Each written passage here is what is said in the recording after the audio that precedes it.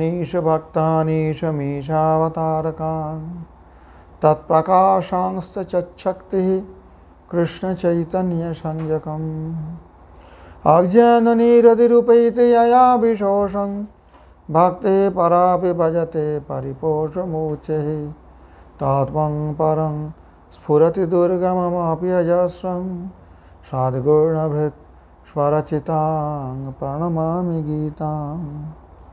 अथ श्रीमद्भगवद्गीता अथ सप्तदशाध्यायः एकादश श्लोकः अफलाकाङ्क्षिभिर्यज्ञा विधिदिष्टो युज्यते।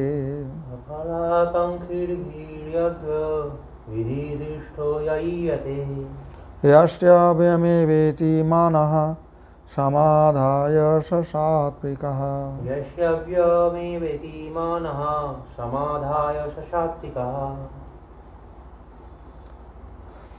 अफलाकांक्षी भी फल कामना रहित व्यक्ति द्वारा जो यज्ञानुष्ठान होता है शास्त्र विधि दिष्टा अर्थात शास्त्र विहित, शास्त्र में जैसे कहे गए हैं उसी हिसाब से, कोई कामना नहीं करके। कहते कामना नहीं तो यज्ञ क्यों करेंगे? इसलिए करेंगे कि मेरा ये कर्तव्य है, कोई उद्देश्य से नहीं कर रहा हूँ। ये यज्ञ रूप जो ईश्वर आराधन, ये ईश्वर आराधना मेरा कर्तव्य है। यष्ट्यव्यम यज्ञानुष्ठान कर्तव्य है। एवं इति मनः समाधाय, इस प्रकार से अपने मन को निश्चित कर जो शास्त्र विहित यज्ञ आयोजन करते हैं, अनुष्ठित करते हैं, वह यज्ञ सात्विक यज्ञ है। समझ में आई? ये पहले बताया ना, आहारस्तु सर्वस्य त्रिविध भवति प्रिय यज्ञास तपस तथा दानं तेषां भेदम इमं शृणु। तो इससे पहले हम लोग चर्चा की आहार तीन प्रकार के जो है वो सात्विकी राजसी तामसी व्यक्ति के जो प्रिय आहार कैसा होता है।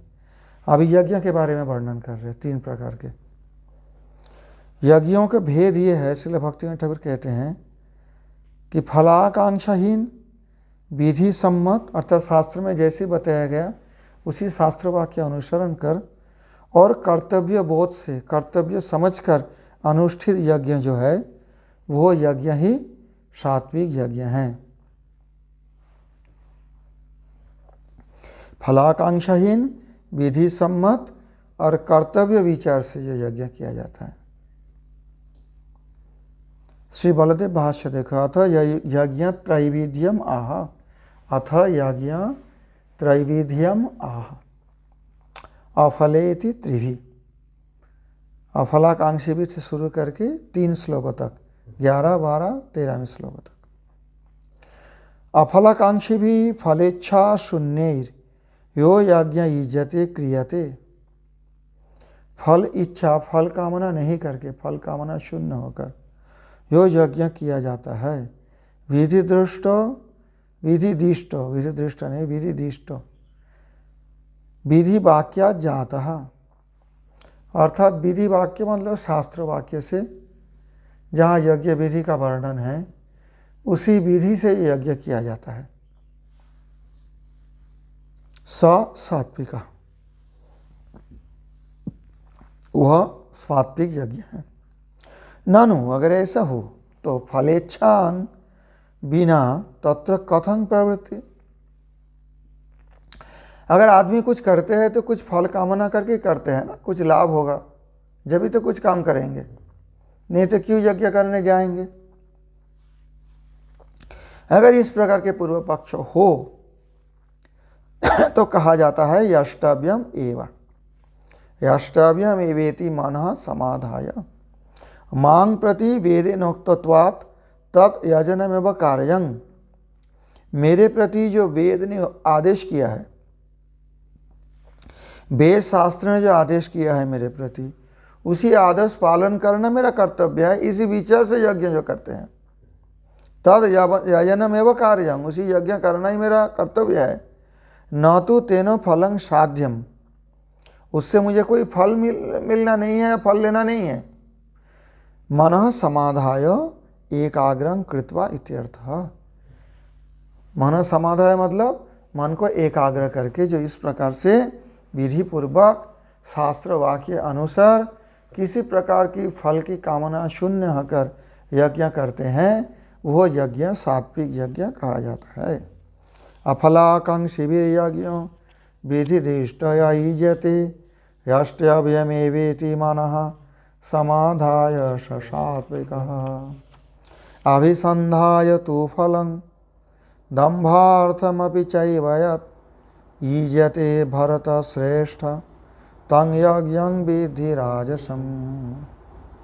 अभिसन्धाय तु फलं दम्भार्थमपि चैव यत् युज्यते भारतश्रेष्ठ तं यज्ञं विद्धि राजसम्। युज्यते भरतश्रेष्ठ तं यज्ञं विद्धि राजसम्। युज्यते भारतश्रेष्ठ तं यज्ञं विद्धि राजसम्। विद्धि राजसम्। हे भरत श्रेष्ठ, हे भरत कुल में जन्मे हुए श्रेष्ठ अर्जुन। अर्जुन को यहाँ भगवान कृष्ण भरत श्रेष्ठ कह के संबोधन कर रहे हैं। फलं तो अभिसंधाय, परंतु फल का उद्देश्य कर, दम्भार्थमपि एवच, और दंभ प्रकाश के लिए, अपने घमंड प्रकाश करने के लिए, यत यज्ञ युज्यते, जिस यज्ञ का अनुष्ठान किया जाता है, तंग यज्ञं, उस यज्ञ को राजसम विद्धि, तुम राजस ऐसे जानना। श्रील भक्तिविनोद ठाकुर जी कहते हैं फलाभिसंधि के साथ, अर्थात पीछे कुछ फल मिलने वाले हैं इस यज्ञ करके, इसी उद्देश्य के साथ, अथवा और दंभ के साथ, अहंकार के घमंड के साथ किया हुआ यज्ञ को ही राजस यज्ञ ऐसा जानना। श्री बलदेव विद्याभूषण जी कहते हैं फलं स्वर्गादिकम अभिसंधाय यदि युज्यते दंभार्थं वा। एक तो स्वर्ग आदि फल कामना करके यज्ञ किया जाता है, वो राजस यज्ञ है। अथवा घमंड दिखाने के लिए यज्ञ जो किया जाता है, स्वमहिमा ख्यापनाय, दंभार्थं वा। तो घमंड करके यज्ञ क्यों करेंगे? अपने महिमा दिखाने के लिए, मैं इतना बड़ा भक्त हूँ, इतना बड़ा वैदिक कर्मकांड करने वाले हूँ, अपने महिमा ख्यापन करने के लिए जो यज्ञ होता है उसे राजस यज्ञ कहा जाता है। समझ में आई बात? अभिसंधाय तो फलं दंभार्थमपि चैव यत् युज्यते भरत श्रेष्ठ तं यज्ञं विद्धि राजसम्। विधिहीनमसृष्टान्नं मंत्रहीनमदाक्षिणम्। विधिहीनमसृष्टान्नं मंत्रहीनमदक्षिणम्। श्रद्धाविरहितं यज्ञं तामसं परिचक्षते। श्रद्धाविरहितं यज्ञं तामसं परिचक्षते। विधिहीन, शास्त्र विधि शून्य, जिसमें कोई शास्त्र विधि अनुसरण करने की इच्छा ही नहीं है। असृष्टान्नं, जिस यज्ञ में अन्नदान नहीं होता है। मंत्रहीनं, जिसमें मंत्र भी नहीं है। दक्षिणा शून्य है, दक्षिणा भी नहीं देते। श्रद्धाहीन, श्रद्धा विरहितं यज्ञं, ये सब तामस कहा जाता है। पंडितगण इसे तामस यज्ञ कहते हैं। श्रील भक्तिविनोद ठाकुर जी कहते हैं विधिहीन, अन्यदान रहित, मंत्रहीन, दक्षिणाहीन और श्रद्धा विरहित यज्ञ को ही तामस यज्ञ कहते हैं। तो ये स्थल में नितांत स्वरूप भ्रष्ट है, अर्थात यज्ञ का स्वरूप कुछ ही नहीं है इसमें। यज्ञ का स्वरूप में क्या होना चाहिए? विधि होना चाहिए, मंत्र होना चाहिए, दक्षिणा होना चाहिए, अन्नदान होना चाहिए, श्रद्धा होना चाहिए। तो अगर जब कुछ भी नहीं है, स्वरूप ही नहीं है यज्ञ का उसमें, तो स्वरूप भ्रष्टम, नितांत स्वरूप भ्रष्ट। बिल्कुल इसमें यज्ञ का कुछ, जो राजस यज्ञ है वो तो कुछ विधि करके दान भी करते हैं, दक्षिणा भी देते हैं, परंतु उद्देश्य वाला है। ये तो स्वर्गाधिक कामना लेके करते हैं, अथवा अपने घमंड का प्रख्यापन, अपने धार्मिकत्व प्रख्यापन करने के लिए करते हैं, इसलिए राजस यज्ञ कहा जाता है। और तामस यज्ञ जो है, भक्तिविनोद ठाकुर जी कहते हैं जो उनमें तो यज्ञ का स्वरूप ही बिगड़ा हुआ है। ना उनमें यज्ञ का विधि है, ना यथार्थ मंत्र का उच्चारण होता है, ना वहाँ पे कोई अन्नदान होता है, ना कोई दक्षिणा दिया जाता है, ना कोई श्रद्धा है। फिर वो तो तामस श्रद्धा, ये जो तामस यज्ञ है इसका श्रद्धा नाम से स्वीकार भी नहीं किया गया। ये जो श्रद्धा रहित यज्ञ अर्थात राजस यज्ञ में कुछ श्रद्धा फिर भी है, क्योंकि विधि का अनुसरण करते हैं, अन्य दान करते हैं इत्यादि, कुछ तो श्रद्धा है ना। परंतु तामस यज्ञ में वो भी नहीं है, इसलिए इसमें श्रद्धा नाम के कोई वस्तु ही नहीं माना जाता है। श्रील बलदेव विद्याभूषण जी कहते हैं अपने भाष्य में, गीताभूषण भाष्य में, विधि इति असृष्टान्नम अन्नदान रहितं मंत्रहीनं स्वरत वर्णतश्च हीनेन मंत्रण उपेतं। मंत्रण उपेतं, स्वर से हीन अथवा वर्ण से हीन, अर्थात वर्ण का ठीक से उच्चारण नहीं कर पाते हैं, और उदात्त अनुदात्त स्वरित रूप जो स्वर है वो भी उच्चारण नहीं कर पाते हैं। ये हीन जो मंत्र है उसे मंत्रहीन कहा जाता है। क्योंकि मंत्रहीन यज्ञ कैसे होगा, कुछ ना कुछ मंत्र तो होगा, परंतु तामस यज्ञ में मंत्र में ना तो स्वरादि का कोई शुद्धि रहती है, ना वर्ण उच्चारण की शुद्धि रहती है। इसलिए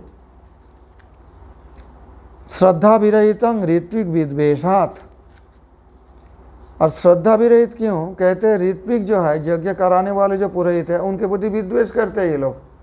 अरे पंडित जी क्या करते हैं, ये बहुत है, पैसा ले जाते हैं एकदम बांट के, ये वो सो। जो ऋत्विक है, जो पंडित है, यज्ञ कराने वाले जो है ऋत्विक आदि, ऋत्विक होता अधर्जु ब्रह्मचार होता है यज्ञ में,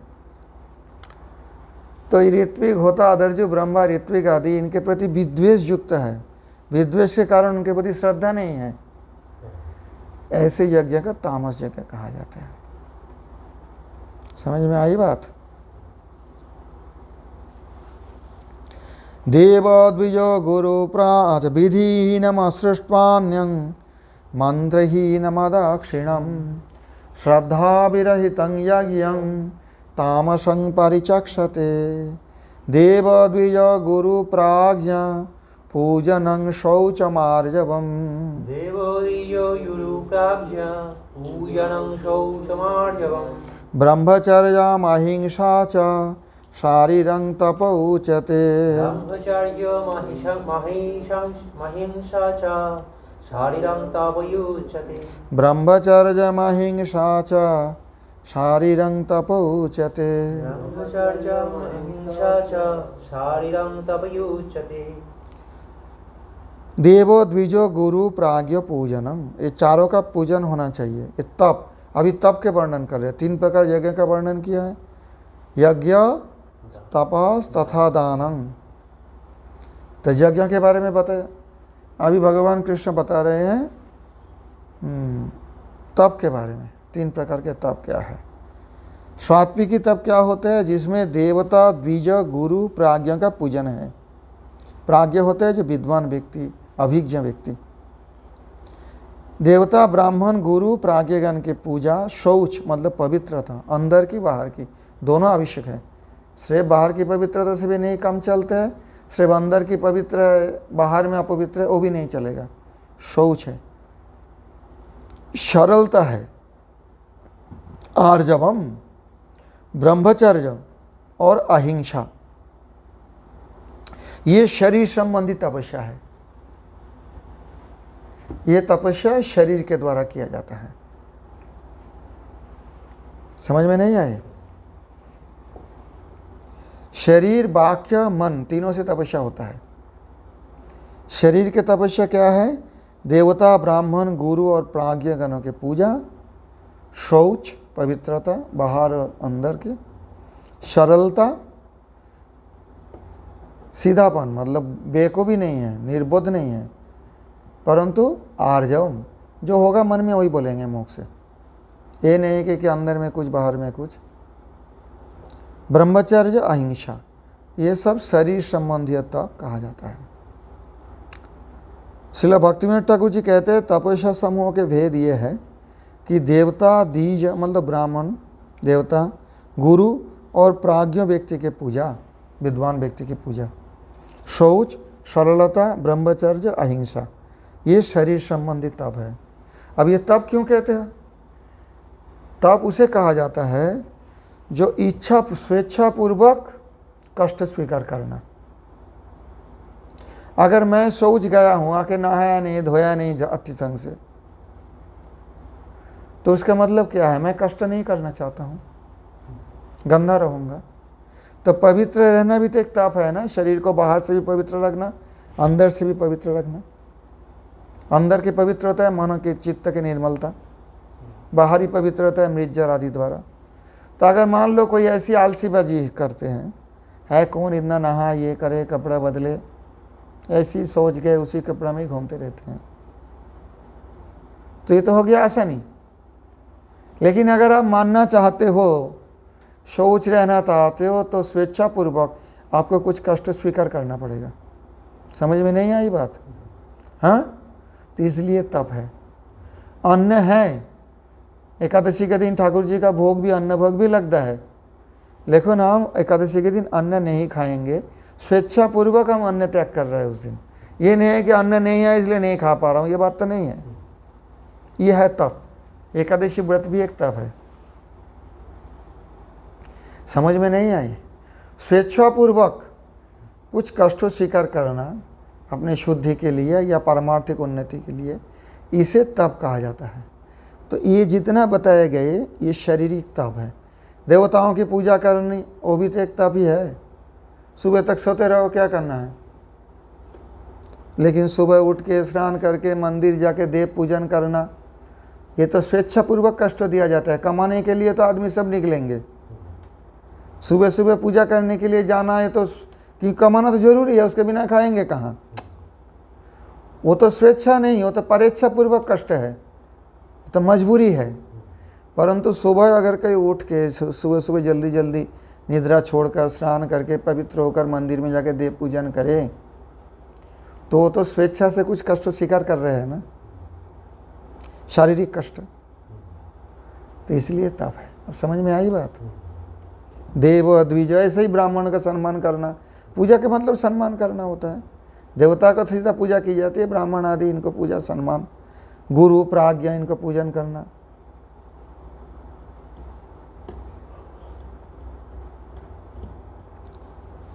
शौचम, आर्जवम, सीधा सीधी बोलना, वो भी एक तप है, क्योंकि उससे बहुत आदमी नाराज भी हो जाएंगे, ऐसा क्यों बोल दिया। कपट करके बोलोगे तो हो सके कुछ फायदा होगा अपना भोग सुख के लिए, तो शारीरिक तप हो गया। फिर आर्जव, स्पष्ट कहना। समझ में नहीं आ रहे? ब्रह्मचर्य, वो तो तप है ही है। स्वेच्छापूर्वक अपने अष्टांग मैथुन को त्याग करना, तो इसका मतलब वो कुछ कष्ट उठा रहे हैं शारीरिक। और क्या है इसमें? अहिंसा, किसी का हिंसा नहीं करना, हिंसा करने की स्थिति उपस्थित हो फिर भी हिंसा नहीं करना, ये भी शारीरिक तप है।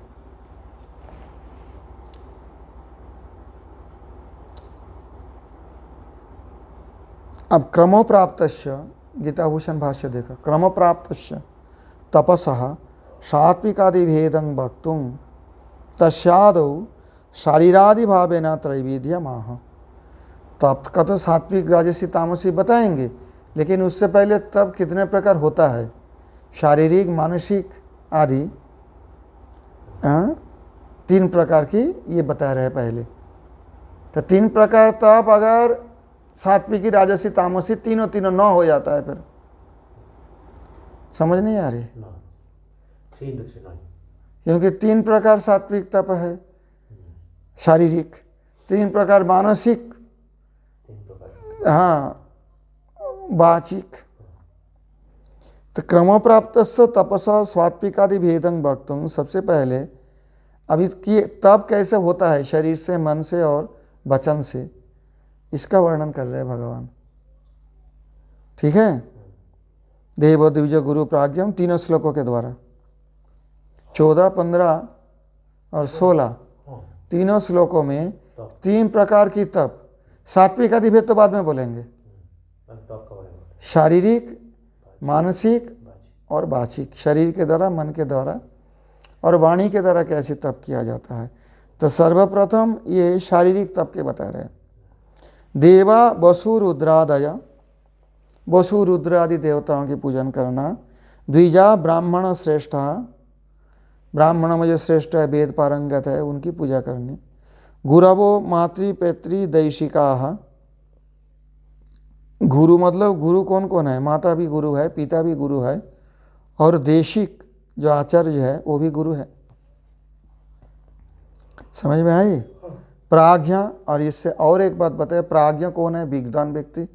वेदवान वो है विहित वेद वेदांग, जो वेद और वेदांग में पारंगत है वो प्राज्ञा है। ऐसे व्यक्ति का भी पूजा होना चाहिए।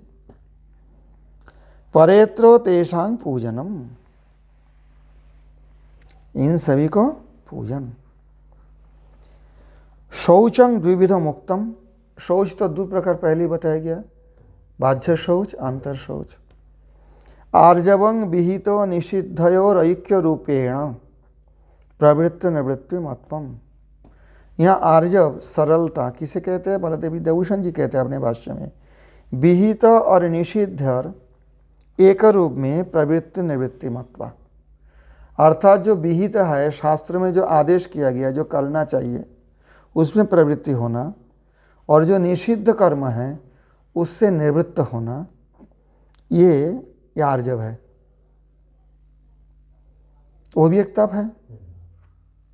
निषिद्धता निवृत्त करना अपने शरीर को, प्रवृत्त जो विहित कर्म है, कर्तव्य है, उसी के प्रति प्रवृत्त करना शरीर से तप है। तो ये आर्जव है, क्योंकि मन आर्जव की बात तो यहाँ है नहीं, मानसिक तप तो नहीं है। तो मन की सरलता यहाँ तो नहीं आएगा, शरीर के तप है। तो शरीर में सरलता का मतलब क्या होता है, जो शास्त्र विहित है उसके प्रति प्रवृत्ति होना, और जो एक ही साथ ऐक्य रूपेण, एक ही साथ जो निषिद्ध है, शास्त्र निषिद्ध कर्म, उसके प्रति प्रवृत्ति नहीं होना, उससे निवृत्त होना। एक ही साथ शास्त्र विहित कार्य में प्रवृत्ति और शास्त्र निषिद्ध कार्य में निवृत्ति, ये कहते हैं आर्जवम। ये भी एक तप है, शारीरिक तप। ब्रह्मचर्यं विहित मैथुनंच, विहित मैथुन मतलब जो गृहस्थ है अपने स्त्री के साथ संसार धर्म करेंगे। जो बाकी तीनों आश्रम हैं, ब्रह्मचर्य और वानप्रस्थ और सन्यासी, ये लोग मैथुन नहीं करेंगे, विहित मैथुनंच। शरीर निर्वर्त्यं एतत् शारीरं तपं, शरीर निर्वर्तं तप, शरीर के द्वारा निर्वाह होने वाले ये सब तप है। समझ में आई बात।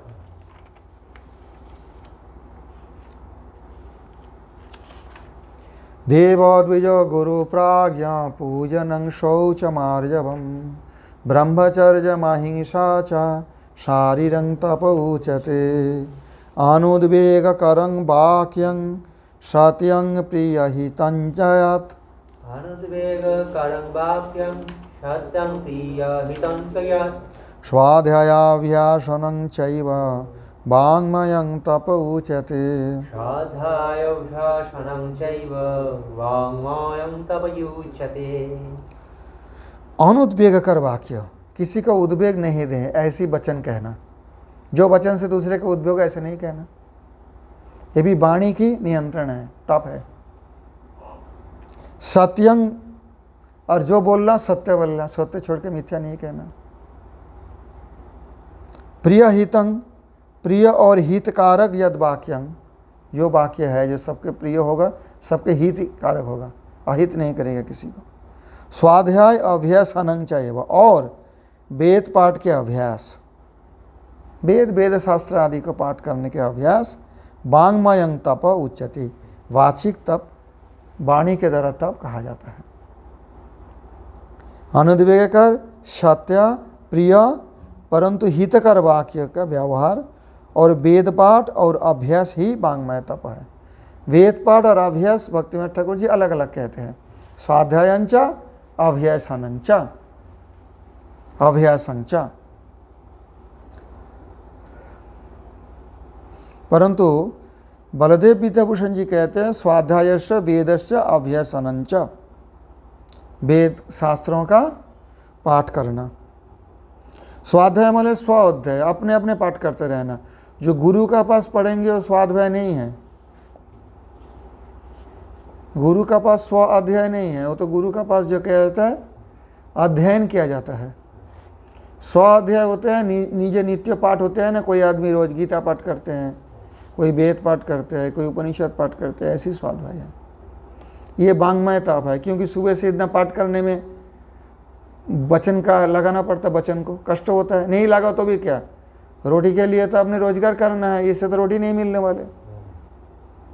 रोटी के लिए जो वचन करना मजबूरी है, वो तप नहीं है। अपने कमाने के लिए, धंधा के लिए, सांसारिक व्यवहार के लिए जो वाक्य है वो तो कहना ही पड़ेगा, तो मजबूरी है, तप नहीं है। स्वेच्छापूर्वक कष्ट स्वीकार नहीं करे, उसमें भले कष्ट हो लेकिन बोलना पड़ता है। परंतु तब कब कहा जाएगा, मैंने बार बार बताता हूं, जो स्वेच्छापूर्वक कष्ट स्वीकार किया जाता है, जिसका आवश्यकता नहीं है, नहीं करने से भी कोई मर नहीं जाएगा, रोटी मिल जाएगा। समझ में नहीं आ रही बात? हाँ, स्वेच्छापूर्वक जो वाक्य का, वाणी का जो स्तव है वो क्या है, कुछ कष्ट करते हैं वाणी द्वारा स्वेच्छापूर्वक, वो वांग्मय तप कहा गया है। समझ में नहीं आई बात? तो अनुद्वेगकरम उद्वेगं भयं कस्याप यन्न करोति, जिस वाक्य से किसी का भय ना हो, उद्वेग ना हो। सत्यं प्रामाणिकं, जो प्रामाणिक वाक्य वही कहना चाहिए। अंदाजा से कुछ कह दिया, कुछ अफवाह से कह दिया, कोई झूठ कह दिया, ये नहीं। जो सत्य हो, प्रामाणिक वही कहना। श्रोतुः प्रियं परिणामे हितं च, जो सुनेंगे उनको अच्छा लगेगा और परिणाम से उनको अच्छा करेगा श्रोता को। एतत् विशेषण चतुष्टयवत् वाक्यम, ये 4 विशेषणों वाले जो वाक्य है वो कहना वाणी के द्वारा वांग्मय तप है। और उससे अलावा भी स्वाध्यायस्य वेदस्य अभ्यासनंच वांग्मयं वाचा निर्वर्त्यं तपः, इससे अलावा वेद पाठ करना, ये वेदानुग शास्त्रों को पाठ करना, ये भी एक वांग्मय तप है। तो वांग्मय तप 2 प्रकार के हैं। एक तो वचन ऐसा कहना कि अनुद्वेगकरम सत्यं प्रिय हितं च, सत्यं प्रियं हितम, ये 4 वैशिष्ट्य रहेगा। जिस वाक्य से किसी का कष्ट ना हो, उद्वेग ना हो, भय ना हो, जो वाक्य प्रामाणिक है, श्रोताओं के लिए प्यारे लगे, प्रिय लगे, अच्छा लगे और हितकारी हो श्रोताओं के, ये 4 विशेषण युक्त वाक्य कहना वांग्मय तप है। और उससे अलावा वेद अभ्यास करना भी, इसलिए च बताया गया, स्वाध्याय भाषणं च एवं, और वेद अभ्यास करना, नियमित पाठ करना, वो भी वांग्मय तप है। अनुद्वेगकरं वाक्यं सत्यं प्रियहितं च यत् स्वाध्यायाभ्यसनं चैव वाङ्मयं तप उच्यते। मनः प्रसादः सौमत्वं मौनमात्मविनिग्रहः, मनः प्रसाद सौम्यत्वं मनमात्मविनिग्रहः, भावसंशुद्धिरित्येतत् तपो मानसमुच्यते। भावसंशुद्धिरित्येतत् तपो मानसमुच्यते। मनः प्रसादः सौमत्वं मौनमात्मविनिग्रहः, मनः प्रसाद सौम्यत्वं मनमात्मविनिग्रहः, भावसंशुद्धिरित्येतत् तपो मानसमुच्यते। भावसंशुद्धिरित्येतत् तपो मानसमुच्यते। मनः प्रसादः, चित्त की प्रसन्नता,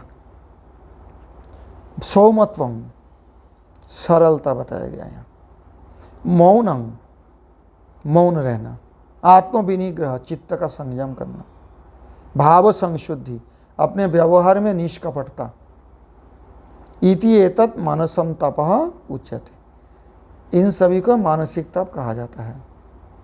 चित्त प्रसन्नता, हर समय मन का प्रसन्न रखना, कैसी भी स्थिति हो, उद्विग्न नहीं होना, दुखी नहीं होना, ये भी एक तपस्या है, ये मन की तपस्या है, ये सारे मानसिक व्यापार है। ये समझ में नहीं आ रही?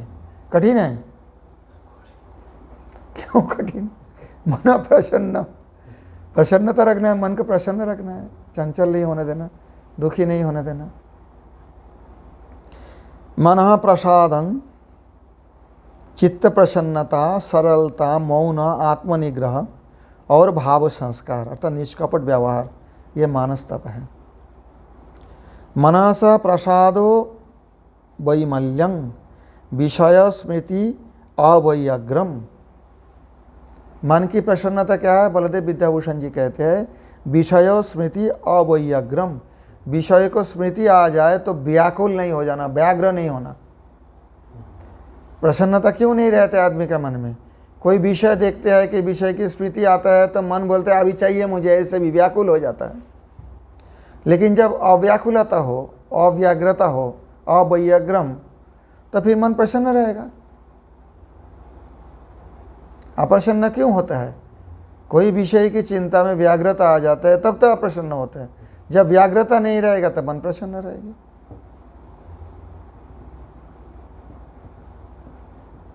सौमत्वम अक्रौर्यं। सौमत्वम मतलब होता है सौम्य। सौम्य किसे कहते हैं? अक्रौर्य, क्रूरता रहित, क्रूर नहीं होना। क्रूर कौन होता है? शरीर से होता है क्या? वाणी से होता है क्या? मन से। अक्रौर्यत्वम, क्रूरता नहीं रखना अंदर, ये मन के तप है। सर्वो सुखेच्छुत्वम,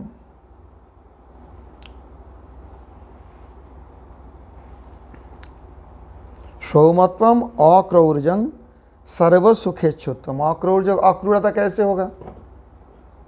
अक्रूरता कैसी होगी? न सबकी सभी सुखी हो, ये इच्छा करना। सर्वे भवन्तु सुखिनः सर्वे सन्तु निरामया। मुख से नहीं, मन से ऐसी भावना करना होता है सौमत्व। अभी समझ में आए सौम्य किसे कहा जाएगा? हाँ, जो सबकी भला चाहते हैं, सबको सुख चाहते हैं, सभी सुखी हो, सभी अच्छा रहे, ये सौमत्व है जो मन से चाहते हैं। अरे ये मन के लिए तप है। मौनम आत्ममननम। मौन के मतलब यहाँ मौन तो मुख से मौन एक वाक्य का तप होता है। यहाँ मन की तप कैसे होगा? वाक्य बंद करने से मन के तप थोड़ी होता है। मौन के मतलब यहाँ होता है आत्ममननम, आत्मा के बारे में चिंतन करना। मेरे साथ भगवान के क्या संबंध है, इनके बारे में मनन करना, ये मौन है। ये मन का विचार है, मुख से नहीं। आत्मनिग्रह, आत्मनो मनसो विनिग्रह विषयभ्य प्रत्याहार। आत्मा शब्द से यहाँ पर मन, मन को विनिग्रह करना, निग्रह करना, निगृहित करना, विषयों से वापस लौटा के लाना। जैसे विषय को भाग दे तो उसको जबरदस्ती वापस लौटाना, ये मन के तप है, आत्मा विनिग्रह। मन विषय की ओर भागते हैं ना इंद्रियों के माध्यम से। भाव संशुद्धि, भाव संशुद्धि क्या कहते, किसे कहते हैं? व्यवहार में निष्कपटा, अर्थात मुख में जो बोलेंगे किसी से अंदर भी वही बात रहे, ये मन की बात है। व्यवहार में वाक्य की बात ये नहीं है। वाक्य से तो किसी को मीठा मीठा कह दो, अंदर से कुछ और भाव रहे, तो मनस तप है। ये मानसिक रूप से व्यवहार में निष्कपटता रहना पड़ता है। एतन मानसंग मनसा निर्वर्त्यं तप। ये जो सारे बताया गया, ये मन के द्वारा निर्वर्तनीय तप है, मन के द्वारा आचरण करने वाले तप है। मन प्रसाद सौमत्वं मौनमात्म विनिग्रह भाव संशुद्धिरिते तपो मानसमुच्यते। आर्जवम, सौमत्तम और सरलता, तीनटे शब्द अलग अलग। हाँ, अलग अलग प्रयोग है। सब सरल नहीं होगा, हर जब भी सरल उस तरह से नहीं है। शरीर का सरलता, हाँ, मन के द्वारा सरलता और वाक्य के द्वारा सरलता, ये अलग बात है।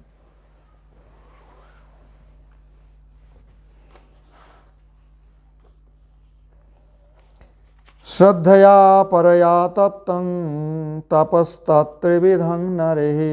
श्रद्धया परया तप्तं तपस्तत्त्रिविधं नरैः। श्रद्धया परया तप्तं तपस्तत्त्रिविधं नरैः। श्रद्धया परया तप्तं तपस्तत्त्रिविधं नरैः। अफलाकाङ्क्षिभिर्युक्तैः सात्विकं परिचक्षते। अफलाकाङ्क्षिभिर्युक्तैः सात्विकं परिचक्षते।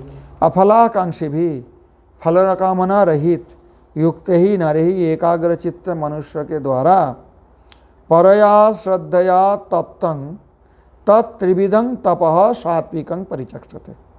परम श्रद्धा के साथ अगर ये तीन प्रकार की तप शरीर वांग्मय और मानस, शारीर वांग्मय और मानस, ये तीन प्रकार की तपस्या को धीरः सात्विकं परिचक्षते।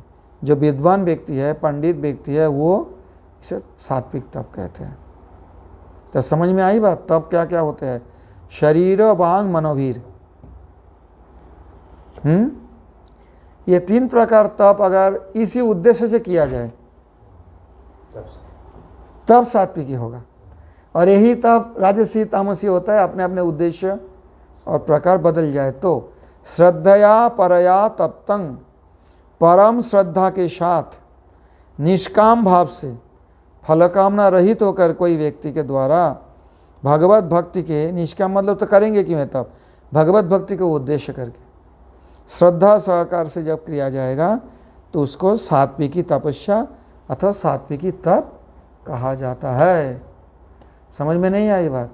ये तीन प्रकारी जो पहले तीन बताया गया, शारीरिक, मानसिक और वाचिक। श्रील बलदेव विद्याभूषण अपने भाष्य से कहते हैं उक्तस्य तपसः सात्विक आदितया त्रैविध्यमाह। ये तप के सात्विक आदि प्रकार से तीन प्रकार कह रहे हैं। जो तीन प्रकार के तप है वो फिर तीन प्रकार है। श्रद्धया इति त्रिभि तदुक्तं त्रिविधं तपः फलाकांक्षा शून्ये युक्तैर एकाग्र चित्तैर नरैः परया श्रद्धया तप्तं अनुष्ठितं सात्विकम्। ये तीन प्रकार के तप जो पहले बताया गया, शारीरिक तप, मानसिक तप और वाचिक तपस्या, अगर फलाकांक्षा शून्य व्यक्ति के द्वारा एकाग्र चित्त से उत्तम श्रद्धा, परम श्रद्धा के साथ अगर अनुष्ठित हुआ हो तो ये है सात्विक। स्पष्ट है? श्रद्धया परया तप्तं तपस्तत्त्रिविधं नरैः अफलाकांक्षिभिर्युक्तैः सात्विकं परिचक्षते। सत्कारमानपूजार्थं तपोदम्भेन चैव यत् क्रियते तदिह प्रोक्तं राजसं चलमाध्रुवम्। बोलो, सत्कारमानपूजार्थं तपोदम्भेन चैव यत् सत्कारमानपूजार्थं तपोदम्भेन चैव यत् क्रियते तदिह प्रोक्तं राजसं चलमाध्रुवम्। क्रियते तदिह प्रोक्तं राजसं चलमाध्रुवम्। सत्कार के लिए, मान सम्मान के लिए सब आदमी मुझे पूजा करेंगे, इस उद्देश्य लेकर घमंड के साथ जो तपस्या अनुष्ठित होते हैं, ये तीन प्रकार तपस्या, शारीरिक, वाचिक और मानसिक, वो तपस्या अनुष्ठित हो अगर सत्कार के उद्देश्य करके कि सब आदमी मुझे खातिर करेंगे, ठीक है, मुझे खूब मान सम्मान मिलेगा समाज में, सब मुझे पूजा करेंगे, ये प्राप्ति की आकांक्षा लेकर जो तप घमंड के साथ अनुष्ठित, परया श्रद्धया नहीं, परया श्रद्धया के साथ हो तो सात्विकी है, ये घमंड के साथ करते हैं। और फलाकांक्षी शून्य होकर जो करेंगे तीनों तप, वो तो सात्विकी है, पहले बताया। लेकिन ये फलाकांक्षा शून्य नहीं, इनके उद्देश्य है सत्कार मान पूजार्थम। समझ में नहीं आए? तत् यह चलम अध्रुवम राजसम प्रोक्तम, ये अनित्य है, ये तप का फल अनित्य है, अनिश्चित है, अर्थात इसका फल मिलेगा, पूजा सब करेंगे ऐसे भी जरूरी नहीं है, समझे बात। सम्मान मिले ऐसे भी जरूरी नहीं, अनिश्चित है। इसलिए इसी लोक में इहो लोके तद इहो प्रोक्तम, परलोक में तो इसका कोई मूल्य है ही नहीं। इस संसार में भी अनिश्चित है, लोग सम्मान करेंगे ऐसा निश्चित नहीं है, लेकिन लोग करते हैं प्रयास करके, ऐसी तप करते हैं। श्रील भक्तिविनोद ठाकुर जी देखो कैसी व्याख्यान करते हैं। राजस तप क्या है? पहले जो सात्विक तप के बारे में बताया 17 नंबर श्लोक में, 18 में बोल रहे हैं, मुझे सब साधु कहेंगे, सभी मुझे साधु बोलकर सत्कार करेंगे, आदर करेंगे, बैठने देंगे, सम्मान करेंगे, इसी उद्देश्य लेकर दूसरे को जो स्तुति और सम्मान। तो मैं दूसरे को स्तुति कर रहा हूं, क्योंकि पहले बताया ना, देवो द्विजो गुरु प्राज्ञ पूजनं शौचमार्जवम ब्रह्मचर्यम अहिंसा च शारीरं तपो। ये जो शारीर तपो कर रहे हो, खूब पूजा कर रहे हैं, देव द्विजो गुरु प्राज्ञ को खूब सम्मान कर रहे हैं। क्यों? कि ऐसा करने से मुझे सब बोलेंगे बड़ा साधु है, बड़ा सरल है, बड़ा अच्छा आदमी है। खतरनाक है, क्योंकि देव द्विजो गुरु प्राज्ञ पूजन वो भी करेंगे, परंतु उनके अंदर उद्देश्य क्या है? सब मुझे साधु बोलेंगे, उनकी पूजा देखो इतना सम्मान करते हैं, ब्राह्मणों का, विद्वानों का, पिता माता का, गुरुजनों का, तो ये बड़ा साधु लोग है। ये साधु ख्याति प्राप्त होने के लिए जो ऐसे पूजन करते हैं, शारीरिक तप करते हैं, या मानसिक तप करते हैं, या वाचिक तप करते हैं, ये बहुत अच्छी तरह समझने की विषय है। मानसिक तप में देखो ना, मनो प्रसाद सौमतों दिखाएगा कि मैं बड़ा मन से प्रसन्न हूं, कोई बात नहीं, कोई गाली दे दिया तो भी कोई बात नहीं, ढोंग से दिखा रहे। समझ में नहीं आई? क्यों? कि सब मुझे साधु बोलेंगे। मौनम आत्म विनिग्रह, भाव संशुद्धि, सभी कोशिश करेंगे, परंतु उनके उद्देश्य क्या है? सत्कार मान पूजार्थम तपो दम्भेन चैव यत् क्रियते तदिह प्रोक्तं राजसं चलम ध्रुवम। ये अनित्य है यह लोक में और अनिश्चित है। श्रील भक्तिविनोद ठाकुर कहते हैं मुझे सब साधु कहेंगे, इसी इच्छा लेकर, इसी मानस मन में अभिलाषा लेकर दूसरे को जो स्तुति और सम्मान किया जाता है, और स्वयं पूजा लाभ के लिए घमंड के साथ जो तप संपादन किया जाता है, वो अनित्य अनिश्चित राजस तप है।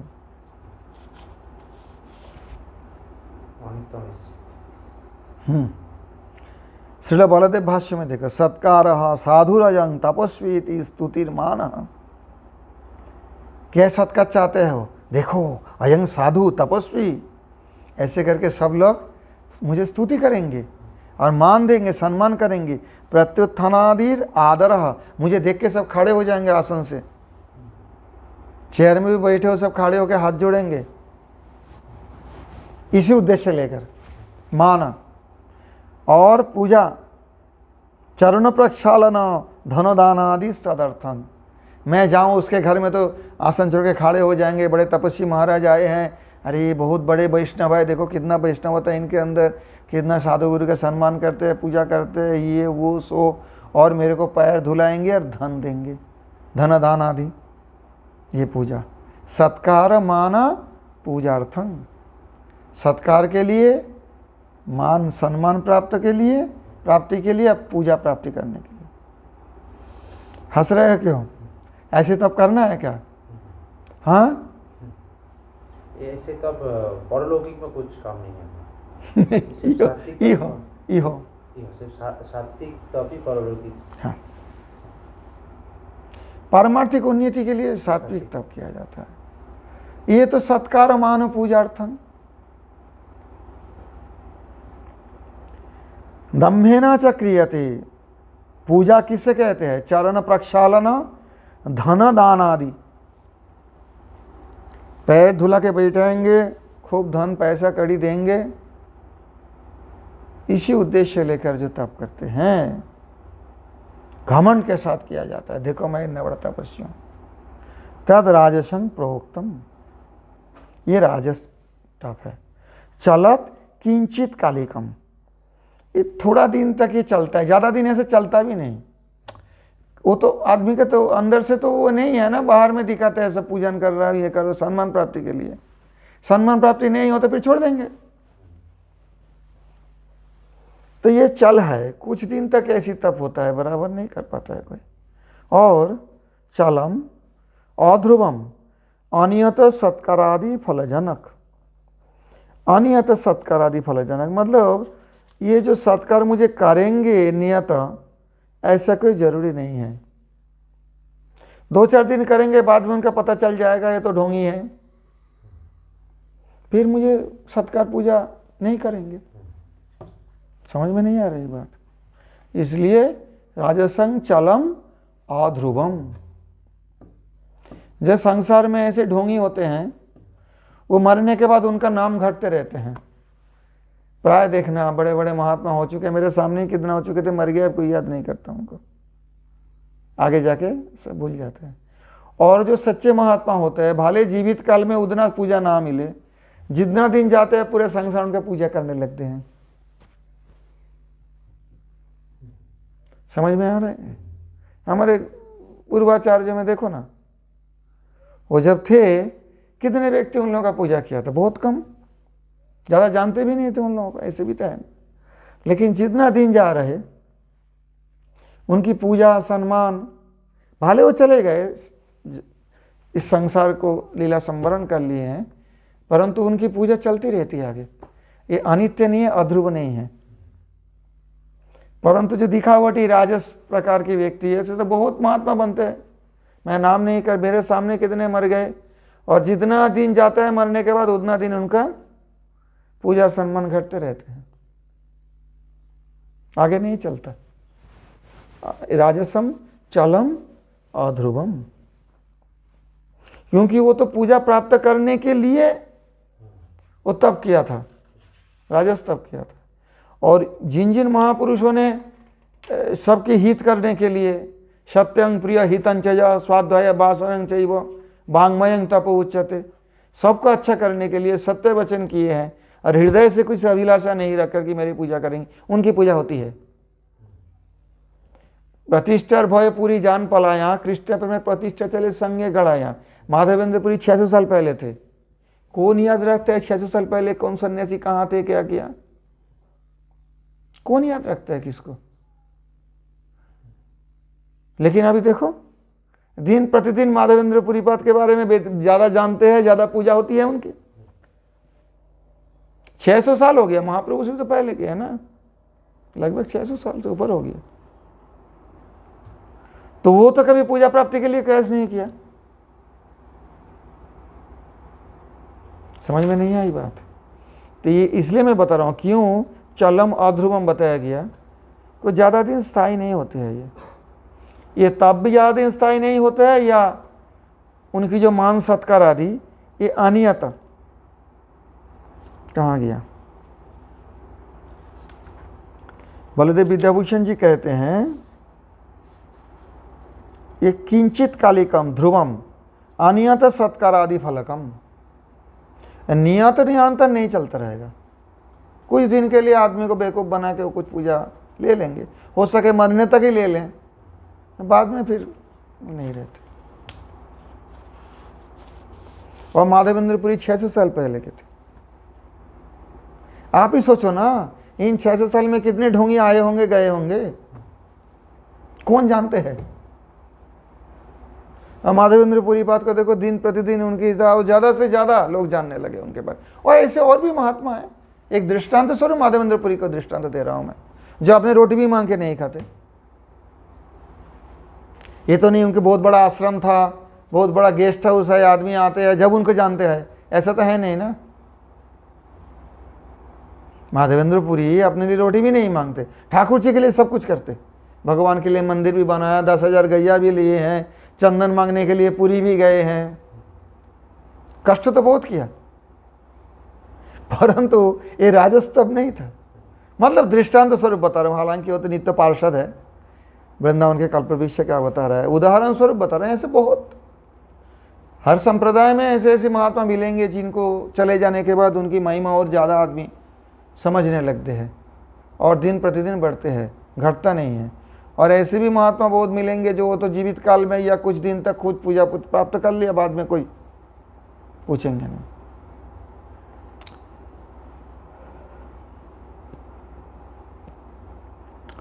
मूढ़ ग्राहेणात्मनो यत्, कहाँ गया वो पहले वाला, सत्कारमान पूजार्थं तपोदम्मेन चैव यत् क्रियते तदिह प्रोक्तं राजसंचलमाध्रुवम्।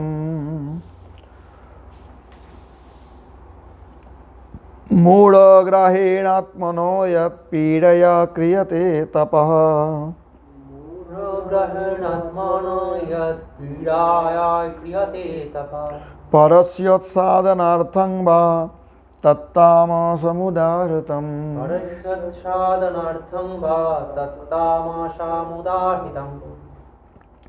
मूढ़ग्राहेण मतलब निर्बुद्धि, मूढ़ कहते हैं जिसको मतलब बुद्धि बुद्धि नहीं है कोई, मूढ़ ऐसे आग्रह के द्वारा, बुद्धिपूर्वक आग्रह नहीं करते हैं, ऐसी जीत करते हैं, मूर्ख जैसे, बेवकूफ जैसे। निर्बुद्धि जैसे आग्रह करके, आत्मन पीड़ाया अपने को पीड़न करके, अपने को कष्ट देकर, बा अथवा परस्य उत्सादनार्थं दूसरे को नाश करने के लिए, यत तप क्रियते जो तप संपादित होते हैं, तत् तामसम उदाहरितम उसे तामस कहते हैं। आप देखा नहीं यही धर्म में वो जो न्याय के पंडित जब ब्रजनाथ से सब हार रहे थे, ब्रजनाथ सबका हरा रहे, सबको न्याय की फांकी पूछ के पराजित कर रहे, सब बेइज्जत हो गया पंडित नवद्वीप के। तो एक पंडित जाके श्मशान में, रुद्रद्वीप में जाके श्मशान में आराधना करने लगे महादेव को। किस लिए आराधना करने लगे? माँ काली की, कि उसका नाश कर दो, ब्रजनाथ को नाश कर दो, नहीं तो हमारी इज्जत सब, हम सब बेइज्जती कर रहे हैं, सबके सामने प्रश्न पूछ रहे हैं, हम जवाब नहीं दे पाते हैं। तो वो तामसी तप है। पारस्य उत्साधनार्थम, उसका नाश हो जाए, उसका सत्यानाश हो जाए, वो खत्म हो जाए। और देवी मैया ने क्या बोली, जो तुम चिंता नहीं करना, चुपचाप हो जाएंगे। लेकिन ब्रजनाथ तो कोई गलत किया क्या देवी ने? वैष्णव के पास भेज दिया। फिर तर्कातर्की में उसमें रुचि नहीं रही। ये उदाहरण स्वरूप बता रहा हूं, ऐसे बहुत उदाहरण मिलते हैं संसार में, जो दूसरे को नाश करने के लिए अथवा आपने को कष्ट देने के लिए। देखो, मूढ़ बुद्धि के साथ आत्म पीड़ा के द्वारा खामखा आपने कष्ट दे रहे हैं, कोई शास्त्रविद बात नहीं है उसमें। ये तीन प्रकार तप करते हैं। और दूसरे को विनाश करने के लिए जो तप का अनुष्ठान किया जाता है वो तामस तप है। कौन तप? वही तीन प्रकार के तप, शारीरिक, मानसिक और वाचिक। अब श्रील बलदेव विद्याभूषण जी कहते हैं, मूढ़ग्राहेण अविवेक जेना, विवेक से नहीं, अविवेक से। विवेक क्या होता है? शीर नीर विचार, सारासार विचार, इसका नाम है विवेक। जिसमें सारासार विचार नहीं है वो है अविवेक। अविवेक जेना, अविवेक से उत्पन्न। दूराग्रहेण आत्मनो देहेन्द्रियादेह पीड़ाया या तत्तपः, बहुत जीत करके अपने शरीर इंद्रियों को पीड़ा देने वाली जो तप है। अथवा परस्य उत्साधनार्थं विनाशाय व क्रियते, अथवा दूसरे को विनाश करने के लिए जो तप किया जाता है वो तामसी तप कहा जाता है। समझ नहीं आ रही बात? देवोद्विज गुरु प्राज्ञ पूजन करते हैं, देवता की पूजा करते हैं, लेकिन उसका नाश होना चाहिए। भगवान, तुलसी चढ़ाता हूँ ठाकुर जी तुम पे, इसी का नाश कर दो, बहुत बड़ा दुश्मन है मेरा। तो वो तो पूजन करने में कष्ट उठा रहे, सुबह सुबह जाग के या रात भर पूजा करते रहते होंगे, हाँ। लेकिन उसके क्या तप है? वो जो कष्टों सहन कर रहे स्वेच्छा से, वो तामसी तप हो गया ना, दूसरे को नाश करने के लिए। ऐसे ही वाक्य से, मन से जो तप होते हैं वो अगर दूसरे को नाश करने के लिए किया हो, अथवा अपने मूढ़तावश, निर्बुद्धिवश खामखा शरीर का कष्ट देता हो, तो वो तामसी तप है। समझ में नहीं आई बात?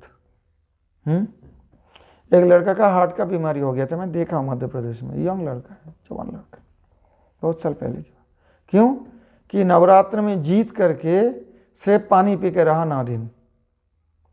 तो एक महात्मा से बोला ऐसा ऐसा मेरा हो गया, तो महात्मा बोला तो 9 दिन अगर पानी पी के रहे, ऐसी अड्डा बड्डा देते रहे, इधर उधर घूमते रहे, गाल पकड़ते रहे, तो 9 दिन पानी पी के रहना तो अच्छा है। नवरात्र में तू व्रत किया निष्ठा पूर्वक, तो उसका तो एक पद्धति होती है।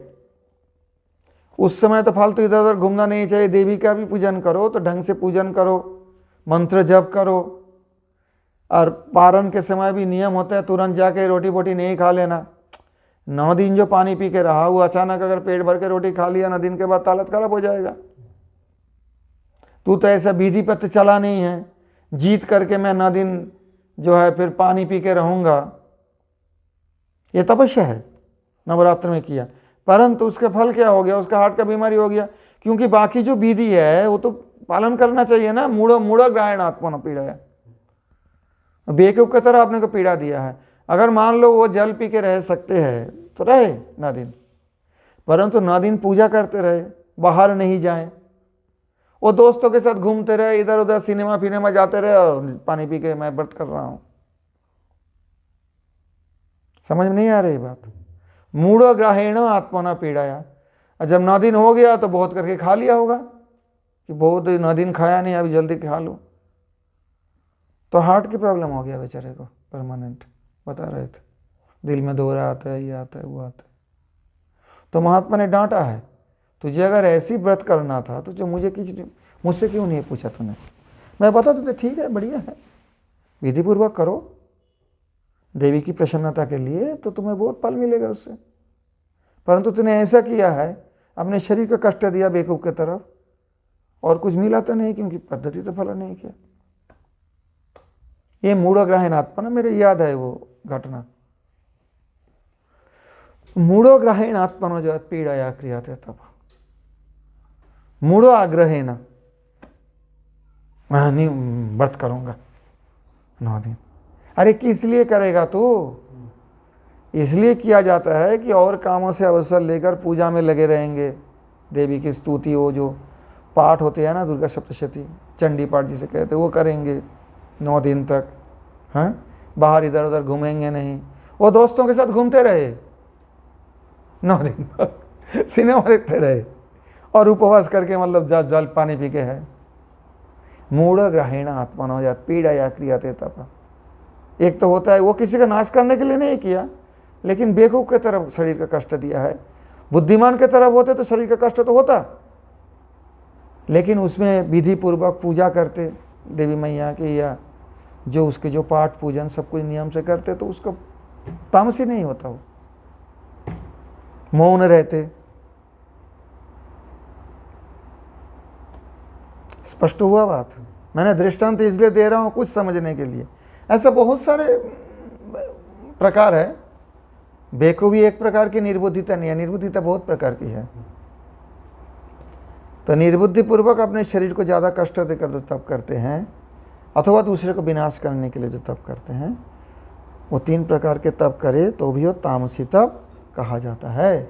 मूढ़ ग्राहीण आत्मनो यत् पीड़या क्रियते तपः परस्य साधनार्थं वा तत्तामसमुदारतम्।